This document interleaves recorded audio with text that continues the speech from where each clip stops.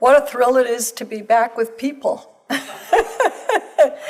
And how pleasing it is to me to have my first time back with a congregation be with your congregation.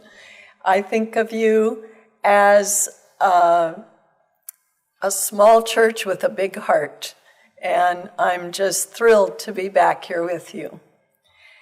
The scripture reading is from two spots in the Bible, one of them in the Old Testament, in the book of Micah.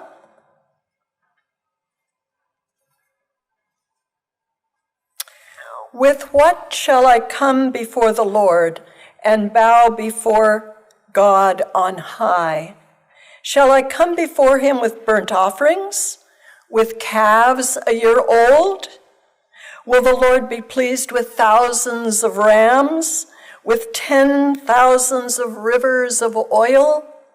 Shall I give my firstborn for my transgression, the fruit of my body for the sin of my soul? He has told you, O mortal, what is good, and what does the Lord require of you, but to do justice, and to love kindness, and to walk humbly with your God.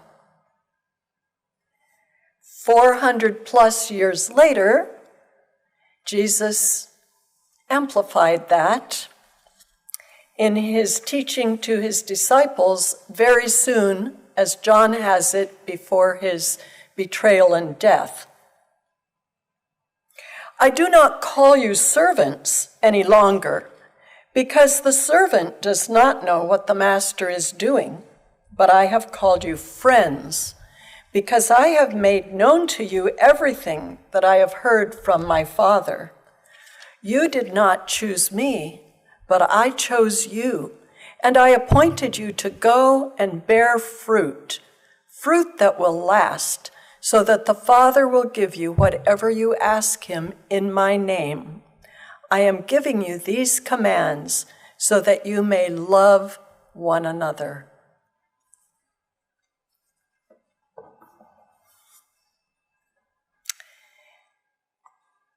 I'm going to begin by reading to you from a report. According to a study just released by scientists at Duke University, life is too hard. Authors of the 1,200-page study were hesitant to single out any particular factors responsible for making life tough.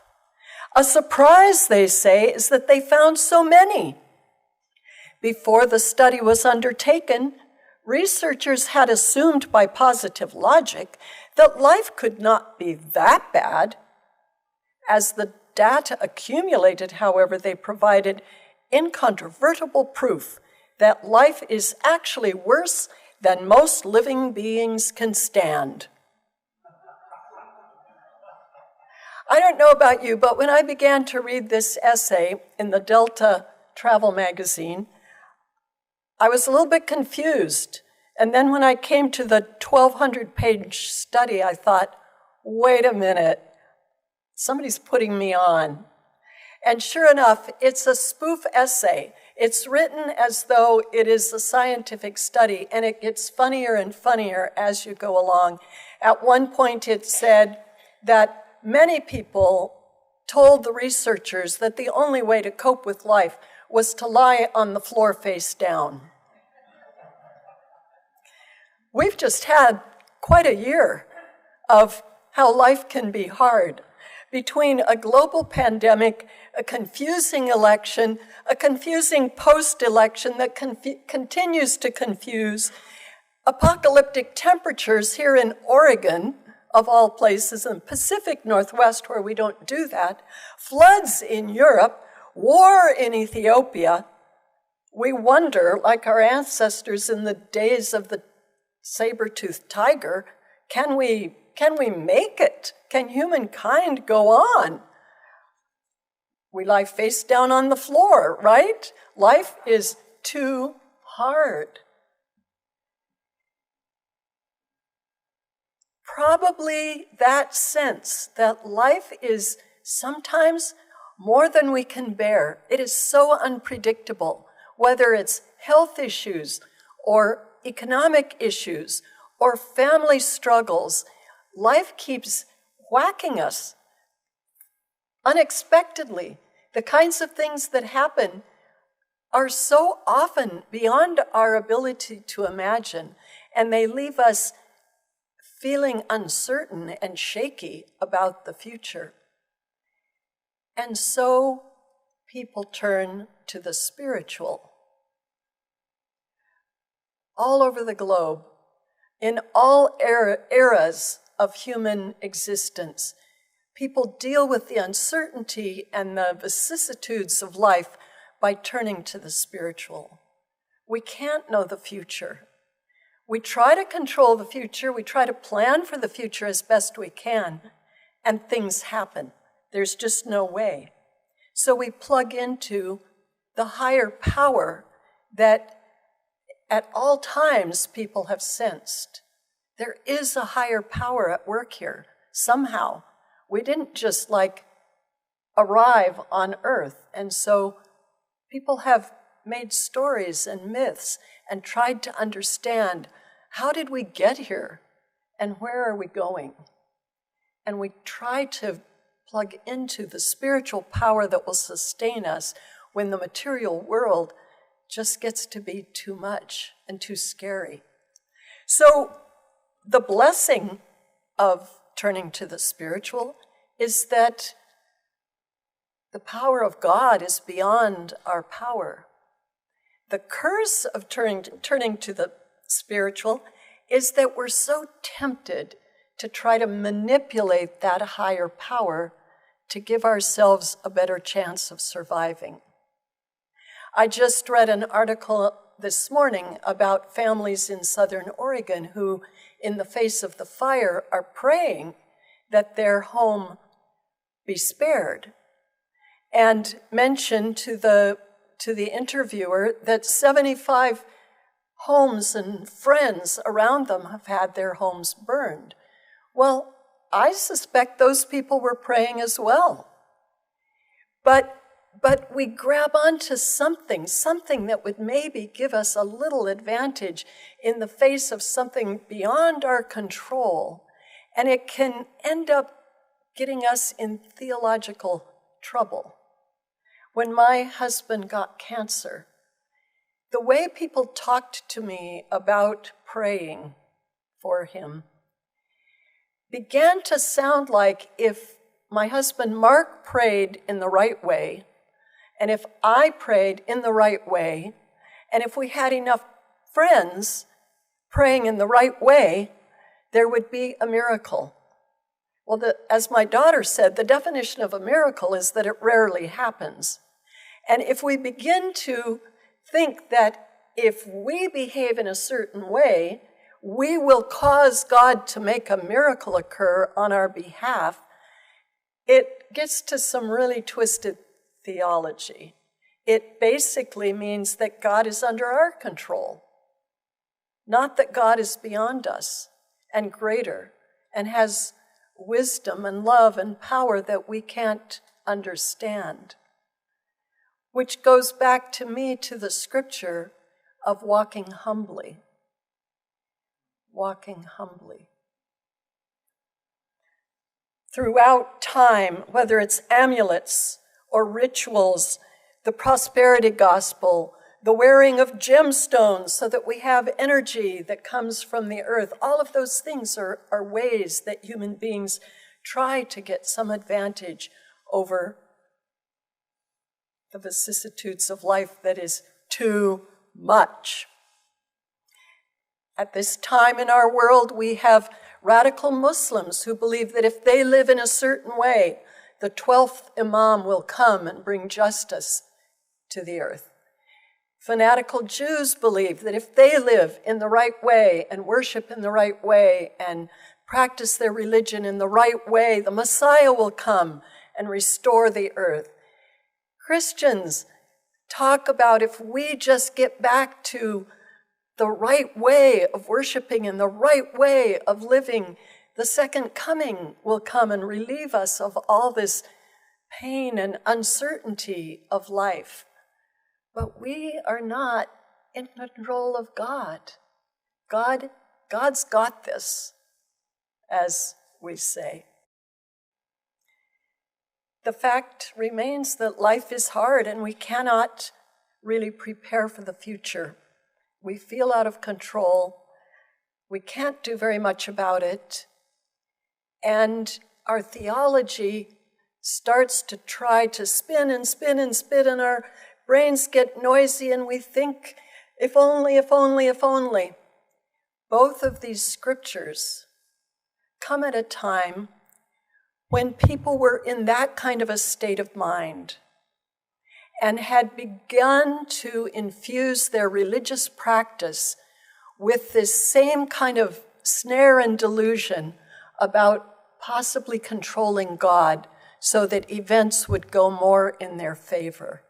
And so you hear in the first one, sacrificing animals, bringing oil offerings, even the idea that was in the environment in the Baal worship, that if I sacrifice my firstborn, maybe God will look upon me with favor and let me survive these horrendous happenings that are happening all around us. And what does God ask of us as mortals? God is saying, wait, you're getting all complicated. Life is actually, what I'm asking you is actually simpler. It has to do with living in the present moment with grace, loving justice, being kind, walking humbly.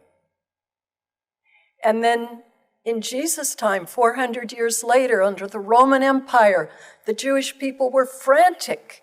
And they again had gone into this kind of spin cycle that we get ourselves into when times are tough, believing that if there were the Pharisees and the Herodians, and there were all these different sects in the Jewish religion fighting with each other, if we just worship, if we just get back to the right kind of worship and the right kind of prayer and the right kind of relationship to God, the Romans will be kicked out and we will be free. And the spin cycle of anxiety and of turning to God in kind of the wrong way, trying to manipulate God. And Jesus said, I call you friends, and I ask you to love one another. So as I said, I think of your church as a small church with a really big heart. And you have supported the work that I am doing in Ethiopia in a way that goes, if I could calculate it per capita, you'd be, people would be like, wow, who ruined the curve? For those of you who don't know this about me, my dad left a church in Portland in 1954 to go to Ethiopia to be a missionary. And he ended up with a 23-year career. So if you do the math, you can guess that I came back to the States for college. I left home, came back to the States, and I had a period of time where I was kind of in exile in the United States from my childhood home, where I was going to college. I married. My husband and I got early adult jobs. My husband began to start a business in Portland. And then suddenly, out of the clear blue sky, the Presbyterian Church called us and said, would you be willing to go back to Ethiopia to work? So we were thrilled. And I taught for 6 years in a girls' school that the Presbyterians started back in the 1920s in Addis Ababa, and my husband helped with maintenance in the school and around in other church projects in Ethiopia. And then the Presbyterian Church asked us to go to live in Nairobi and work in South Sudan. We did that for another 4 years. And then one thing followed upon another, and I ended up in a situation with Presbyterian Frontier Fellowship where I had the wonderful opportunity to keep going back to Maji, to Ethiopia, to facilitate partnerships between churches here in the U.S. and church projects in Ethiopia, one of which was in Maji, where I had grown up. It was unexpected. It was a wonderful delight. And it was during that time that I came down to this church and got introduced to you, met Chuck and Darlene, met the Kolbs, began these relationships, met many of you here going back, over a decade, and have enjoyed this relationship with you since that time.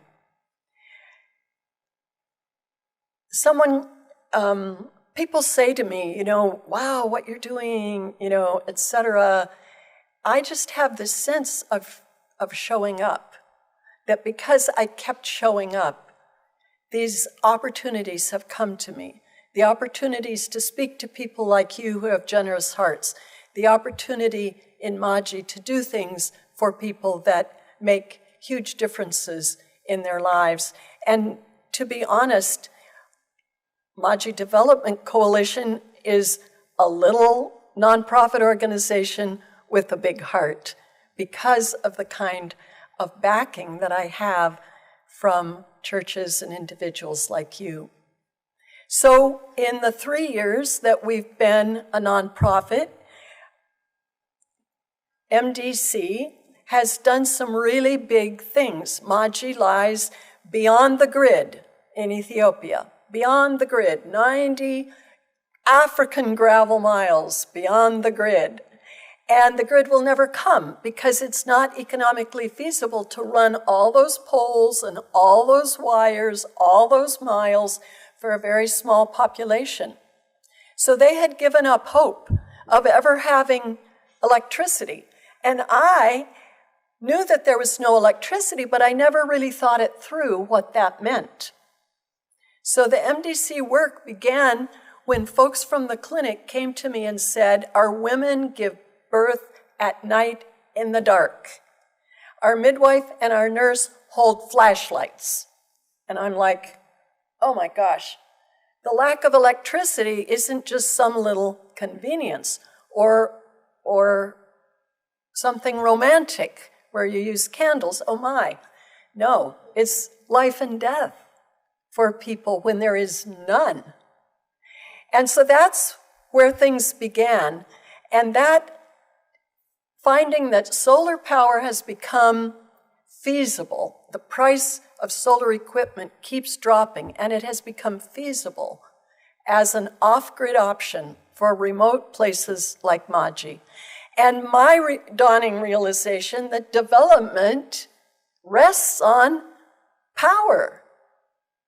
Duh, I never put those two together. But without some source of power, there's no factory, there's no shop, so people without power do what people in Ethiopia in the rural areas have been doing for centuries, which is they plow, they plant, they harvest, they eat what they grow. They sell some of it if they have excess, and they buy clothes. They buy salt. They buy sugar. They buy notebooks for their children to go to school, those kinds of things that you can't grow. That's it. With power, there begin to be services that can be provided. So MDC replaced the pump in the well that the government had drilled for them that had been running for 8 years and had burnt up. And people were back to going down to the river and drawing contaminated water to feed themselves and their children. We replaced the pump. The generator, oh my gosh, if any of you who are electricians or have diesel generators had seen that generator, you would have just run screaming. It was in terrible shape, and it was leaking diesel all over the place, besides being incredibly expensive and, of course, polluting to run. But something has to run the pump. The pump isn't going to draw the water up by itself. And so we proposed to them that we provide solar energy to run that pump. So now there's a solar array running the pump in the well in the town of Maji, providing clean water for 3,500 men, women, and children. The government was building a hospital. There's no power in Maji. What's going to run the hospital? Well, theoretically on paper, a generator. A big generator that can run a hospital 24/7 is incredibly expensive to run. And where is the money going to come from? People grow what they eat. They have a little bit of money.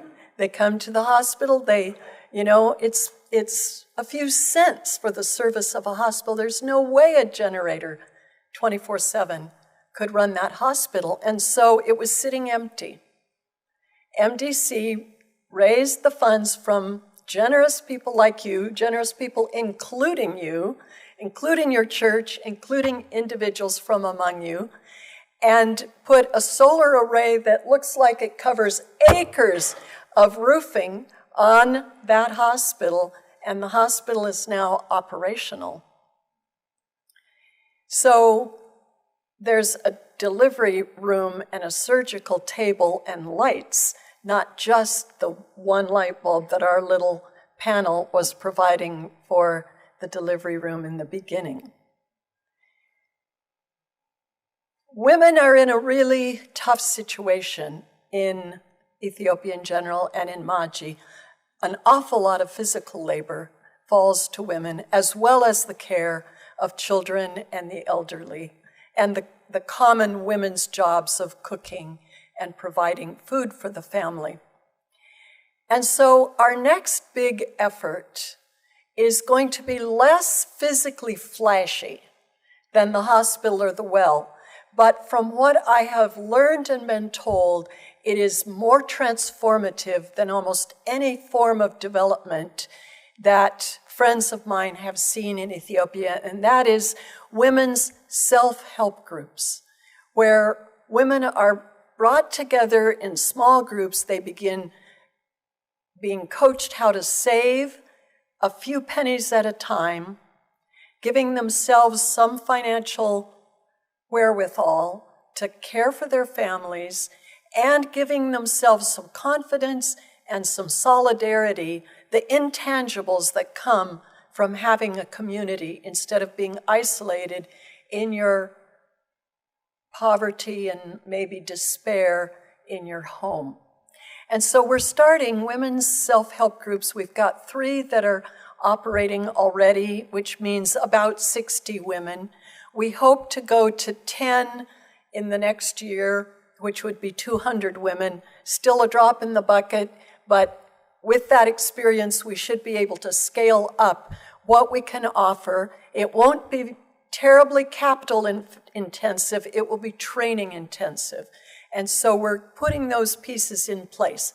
And I'm going to close again with my thanks to you, but also now with a video in which you're going to see the woman, the director of the District Women and Children's Bureau, who was interviewed, and she's going to talk about me. But you know what? I'm just the face she knows.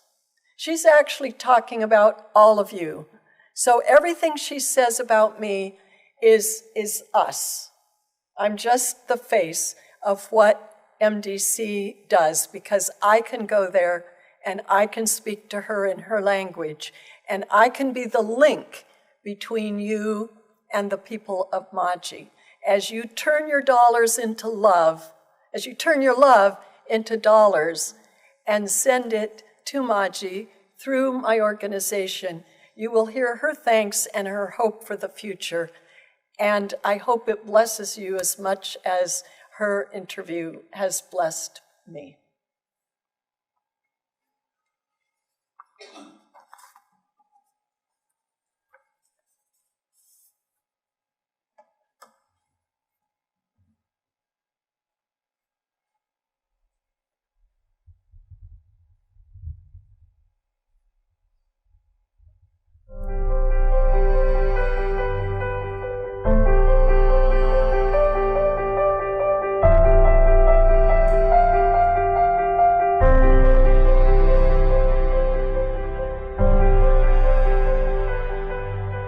ፋጡማ አባጊሳ ባላለው ከምዕራብ ኦሞ ዞን የማጂ ወረዳ ሴቶች ህጻናት እና ወጣቶች ጽህፈት ቤት ኃላፊ ነኝ። ወይዘሮ ካርላይን እኛ አካባቢ በርካታ አስተዋጽኦችን ያደረገች ነበርና አንድ ወቅት ላይ መጣ በሴቶች ዙሪያ ያለውን ነገር ጠየቀችን። እነዛን ነገሮች በሴቶች ዙሪያ ያሉትን ነገሮች ለማሳየት ሞከርንና በራስ አገዝ ሴቶች ማህበር ሴቶች ቢደራጁ ውጤታማ አይሆንም ወይ የሚል ጥያቄ አቀረበች። እኛም ጥያቄዋን ተቀበልን። በከምባታ ጥንባሮ ዞን ላይ ሄደን ልምድ ልውውጥ እንድናደርግ ጋበዘችን።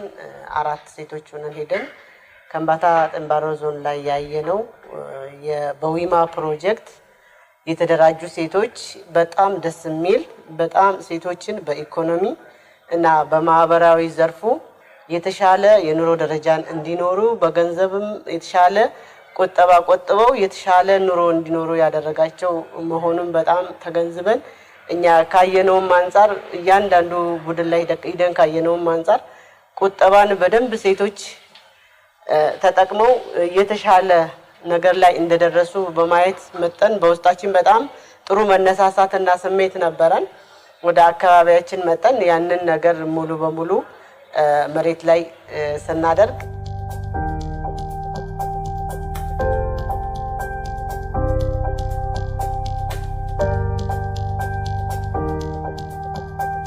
ብዙም እየተጠቀምን አልነበረምና አሁን ዋዳ ያደረገችው አስተዋጽኦም በጣም የሚበረታታ እግዚአብሔር እሷን ለኛ የተፈጠረች ሰው ናት ብዬ ነው እኔ የምናገረውና በተመሳሳይ መልኩ ደግሞ አሁን በሴቶች ላይ ያደረገች ያለችው በተለይ ባል የሌላቸው ሴቶች ልጆቻቸውን ብቻቸውን ሆነው እያሳደጉ እያስተማሩ ምን ያህል ችግር ውስጥ እንዳሉ ተረድታ የሶላር መብራት አምጥታላቸው ለ5 ሴቶች መጥቷል። እነዛ ሴቶች በወር 900 ብር ያገኛሉ። 200 ብሩን እየቆጠቡ 700 ብሩን ልጆቻቸውን ያሳደጉበት እንዲጠቀሙ መደረጉ በራሱ በጣም የሚበረታታ ነው። ካርላይን እህታችን እግዚአብሔር ጤናና እድሜውን አብስቶ እንዲሰጣት እመኛለሁ። ከዚህ ጋር ተያይዞ ለቀጣይም እሷ ከጎናችን ስላለች በሁሉም ነገር የተሻለ ውጤት አስመዝግበን የተሻለ ነገር ሰርተን እሷን የምናስደስትበት መንገድ የራሳችን የበኩላችንን ጥረት የምናደርግ መሆኑንም ጭምር ለመግለጽ እወዳለሁ። አመሰግናለሁ።